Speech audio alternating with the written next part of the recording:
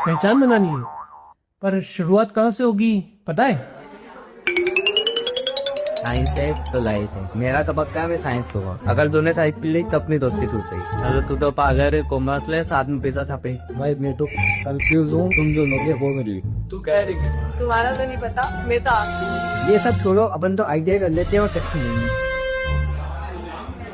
सुनो मेरा, साइंस सोच बदलता है, कॉमर्स सिस्टम समझाता है और आर्ट्स इंसान बनाता है। एक बात बताओ, तुम्हारा पेन 7 नंबर का है, क्या तुम 10 नंबर का शूज पहन के दौड़ सकते हो? अगर तुम्हारा इंटरेस्ट नहीं है तो करियर की रेस में पीछे छूट जाओ।